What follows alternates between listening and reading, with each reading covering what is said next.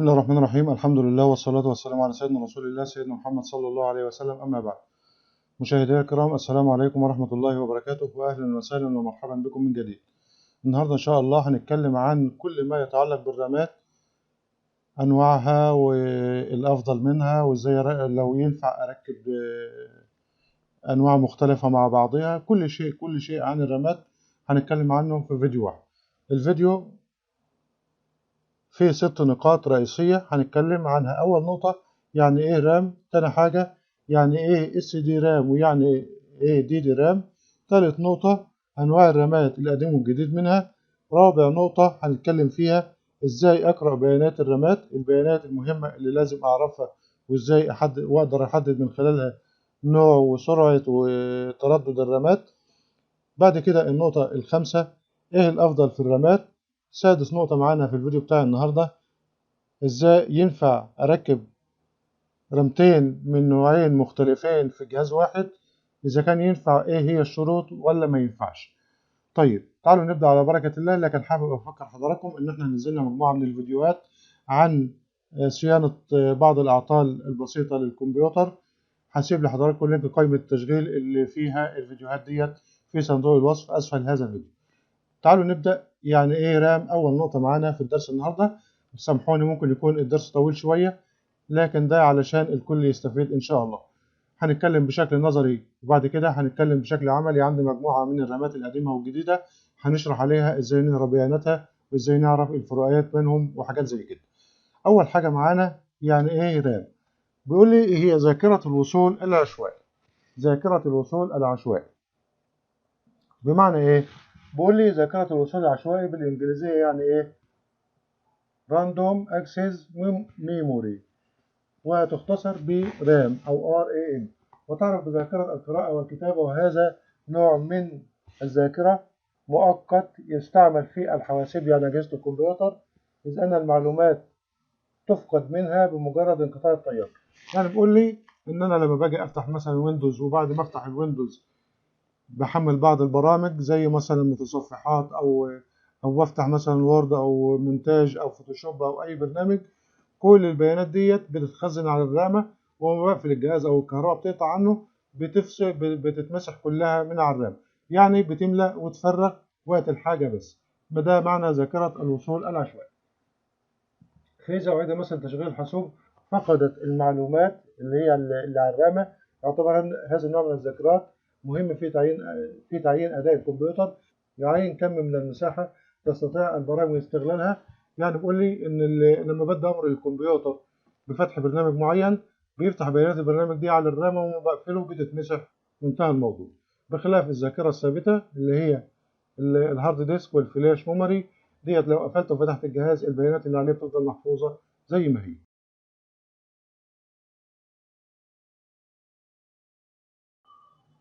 نيجي بعد كده للنقطة الثانية في فيديو النهاردة، وهي يعني ايه SD رام ويعني ايه DD رام. الرامات من حيث الأجيال القديمة والأجيال الحديثة نوعين يا حضرات. النوع الأول اللي هو اللي بيعرف اختصارا ب SD رام، وهنعرف يعني ايه الاختصار ده دلوقتي.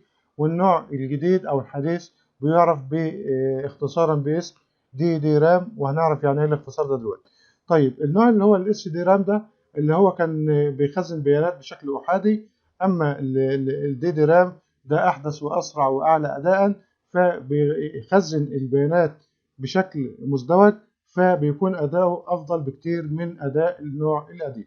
النوع القديم اللي هو ال SD رام بيكون ذاكرته بسيطة، استهلاكه للكهرباء أكتر والطاقة أكبر، أداؤه ضعيف.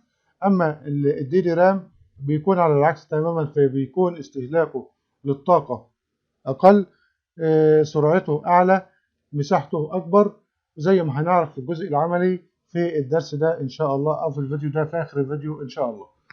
بيقول لي النوع الأول اللي هو ال SD رام هي اختصار لجملة Single Data Rate Random Access Memory، والتي تعني ذاكرة الوصول العشوائية الديناميكية المؤقتة ذات النقل الأحادي. بيقول لي بتنقل بنواة واحدة أو بسرعة منفردة.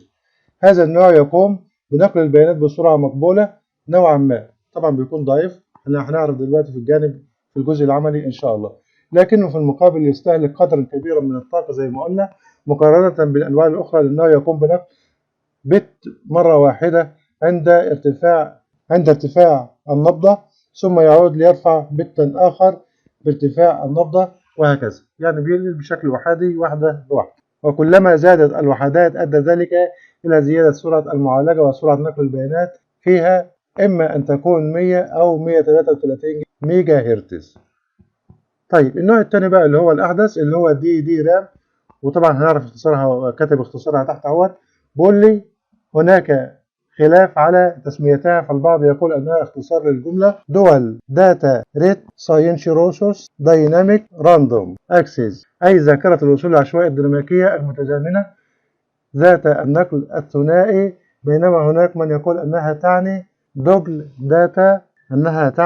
دوبل داتا ريت ساينشيروسوس دي رام، اي ذاكره الوصول العشوائيه الديناميكيه المتزامنه ذات النقل المضاعف أو المزدوج، وكلاهما يؤدي لنفس المعنى.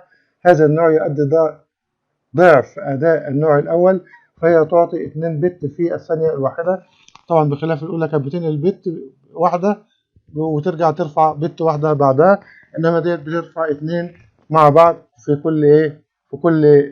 كل نبضة، فهي في الثانية الواحدة، بمعنى أنها تنقل بتا لدى ارتفاع النبضة وأخيرا عند انخفاضها. ويتميز هذا النوع عن سابقه، يعني النوع اللي هو دي رام عن النوع الأولاني اللي هو الاس دي رام، بأن لديه عرض محزم مضاعف، وهذا يمكنه من نقل كمية مضاعفة من المعلومات في الثانية بالمقارنة بالاس دي اللي هو النوع القديم، كما أنه يستخدم قدر أقل من الطاقة. ده بيعمل لي هنا مقارنة بين الدي رام والاس دي رام. يعني بيقول لي باختصار كده ان الاس دي رام اللي هي القديمه بتستهلك طاقه اكبر، بترفع بشكل احادي، بتنقل البيانات بشكل احادي بت بعد بت. اما النوع اللي هو الدي رام بينقل بت في ارتفاع النبضه وبت اخر في انخفاضها، فبينقل البيانات بشكل مضاعف وبيستهلك طاقه اقل. وبكده نكون خلصنا النقطه الثانيه في درسنا بتاع النهارده.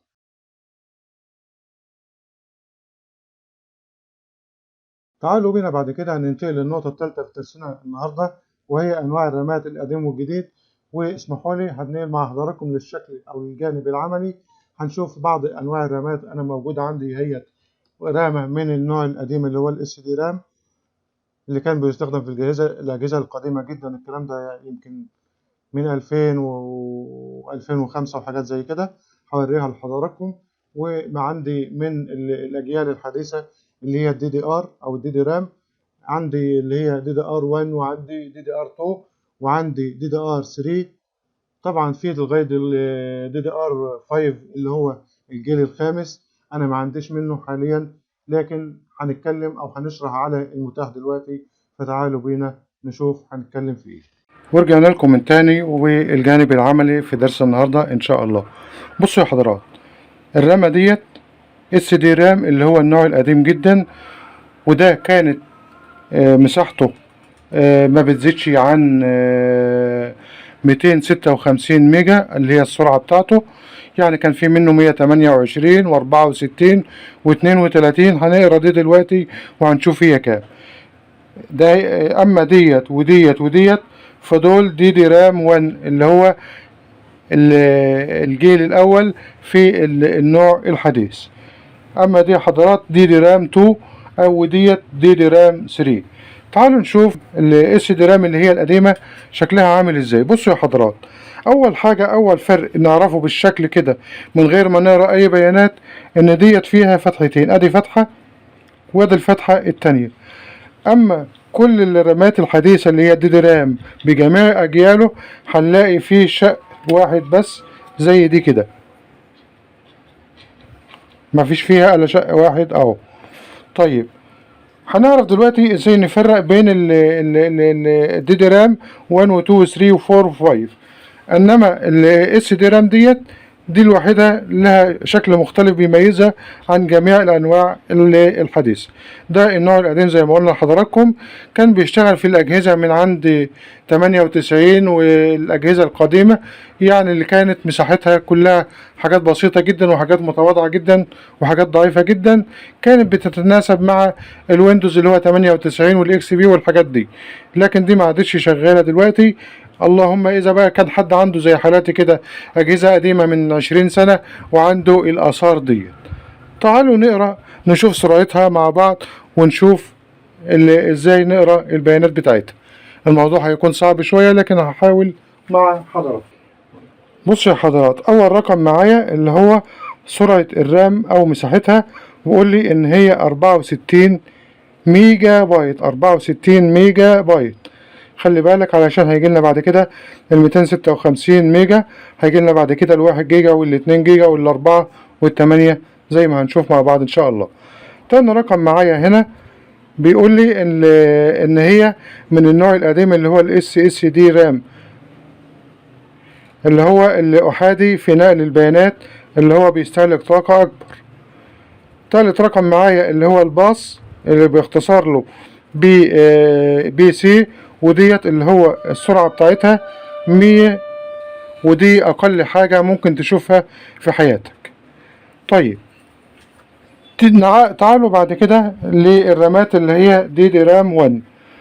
بصوا يا حضرات، أهم 3 أرقام أنا عايز أقرأهم، اللي هو السرعة بتاعتها اللي هو مساحتها يعني، وتاني حاجة هي من الجيل نهو، وتالت حاجة اللي هو الكاش الباص بتاعها او الكاش بتاعها. تعالوا نشوف مع بعض كده. بيقول لي ان هي 256 ميجا بايت. بيقول لي نوعها دي رام اللي هو، وطالما ما حطليش رقم يبقى دي رام 1 اللي هو اول جيل في الحديث. والباص بتاعها بيقول لي 400. خلي بالكم من الباص ده كويس، لان الرقم ده هنحتاجه لما نيجي نركب نوعين مختلفين من الرامات مع بعض، هنحتاج الرقم ده ضروري. فدي دي رام 1 ودي دي رام 1 ودي دي رام 1. لو بصينا رغم ان الشركة مختلفة والنوع مختلف، الا انهم ممكن يركبوا مكان بعض، ولو بصينا على الفتحة بتاعتهم هنلاقيها موحدة، ان هم يقدروا يسقطوا في سوكت واحد رغم اختلاف النوع بتاعه، زي ما حضراتكم شايفين كده بالظبط كأنهم رامة واحدة اهوت. فده معناه ان هما بيركبوا مكان بعض. لكن في شرط تاني لو هنركب هنتكلم عنه كمان شوية. نيجي بعد كده للدي دي رام او الدي دي ار 2 اللي هو الجيل التاني من الدي دي رام اللي هو الحديث. ده اسم الشركة ما يهمناش. بقول لي ان السرعة بتاعتها 1 جيجا بايت. احنا طبعا شفنا 256 ميجا اللي هي ربع جيجا، وشفنا ال 128 اللي هي تمن جيجا.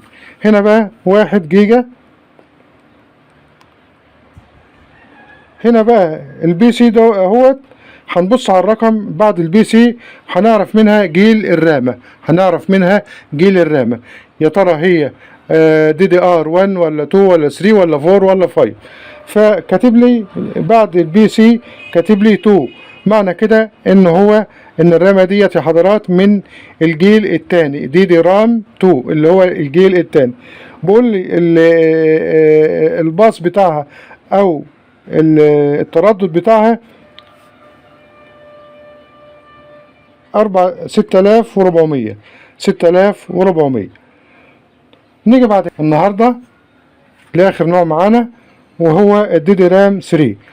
زي ما قلنا برضو هنبص اللي يهمنا 3 أرقام، وهم المساحة بتاعتها والسرعة والجيل بتاعها. لو بصينا هنا يا حضرات بيقول لي الرامة ديت 4 جيجا، دي سرعتها أو مساحتها. بعد كده الرقم ده اللي هو البي سي هنلاقي بعديه 3 اللي هو الجيل بتاعها، فديت دي رام 3. وبعد كده الكاش بتاعها او التردد بتاعها او الباص بتاعها. طيب لو بصينا يا حضرات ديت جيل تالت وديت جيل تاني، هنبص هنلاقي الفتحة بتاعتهم مش جاية قبل بعضها خالص، فدي ما تركبش مكان دي خالص اهيت زي ما حضراتكم شايفين. طيب لو جبنا الجيل التاني مع الجيل الاول هنلاقي برضو العملية مختلفة اهو، في فرق بينهم اهوت، مستحيل يركبوا مكان بعض اهو، انا بسويهم على بعض اهو، في فرق اهو يا حضرات، مستحيل يركبوا مكان بعض. وبالشكل ديت اقدر اعرف من خلال البيانات اللي على الرامة هي من الجيل اهو، هي من النوع القديم ولا الحديث، وعرفنا ان هما ما يركبوش مع بعض. فاضل حاجة اخيرة في النقطة الرابعة، وهي انواع الرامات، اننا لازم نعرف ان الاس دي رام بالكتير قوي ما عدتش ال 128 ميجا اللي معانا ديت 64. اما الدي دي رام او الدي دي ار 1 في منها 256 وفي اخرها 512. الدي دي رام 2 في منها 1 جيجا و2 جيجا بس، مفيش اعلى من كده، واللي يقولك غير كده يبقى بيضحك عليك. الدي دي رام 3 في منها 4 جيجا وفي منها 2 جيجا، ده اقصى حد اللي في الدي دي رام 3. الدي دي ار 4 في منها 4 جيجا و8 جيجا. الدي دي ار 5 اللي هي لسه نازله حديثا في مصر في منها 8 و16 جيجا بايت.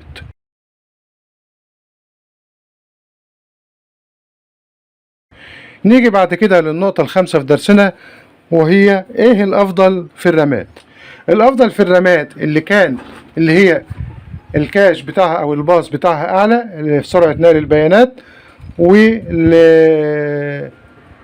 والمساحة بتاعتها اكبر، والوقت اللي بتستهلكه اقل.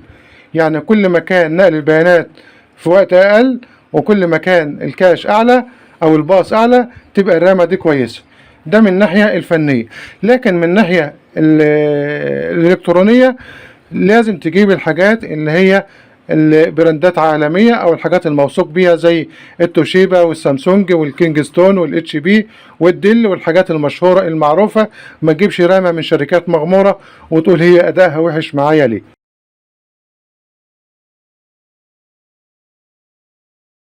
نيجي بعد كده لاخر نقطة معانا في فيديو النهاردة، واللي بيسأل عنها ناس كتير، هو ينفع اركب رامتين مختلفتين يعني من شركتين مختلفتين في بوردة واحدة؟ ينفع، لكن بشرط ان يكونوا متوافقين في الكاش والباص او الباص والمساحة اللي هي الجيجا بتاعتها، ونقل البيانات، سرعة نقل البيانات اللي هي الوقت اللي بتستهلكه في نقل البيانات. يعني يكونوا متوافقين في كل البيانات بتاعتهم، حتى لو من شركتين مختلفتين. بس لما تيجي تركبهم في البوردة لازم يركبوا في بوردة من اللي بيبقى فيها سلوتات الوانها مختلفة. يعني هتلاقي فيه بوردة السلوتات بتاعتها كلها لون واحد، فديت بتحتاج رامات كلها من نوع واحد. في بوردات بقى المذر بورد هتلاقي فيها مثلا 2 سلوت اسود و2 ازرق، او 2 ابيض و2 اخضر، او بالشكل ده كده. ففي الحالة ديت هتجيب رامتين من شركتين مختلفتين، بس يكون كل البيانات بتاعتهم واحدة، الكاش والسرعة ونقل البيانات والجيل وكل حاجة، وتركب واحدة في دي، وواحدة في اللون التاني في سلوت ابيض، وواحدة مثلا في سلوت اسود. في الحالة دي يشتغلوا مع بعض ومفيش اي مشاكل ان شاء الله. اتمنى يكون الفيديو عجبكم وخرجتوا منه ولو بمعلومة بسيطة.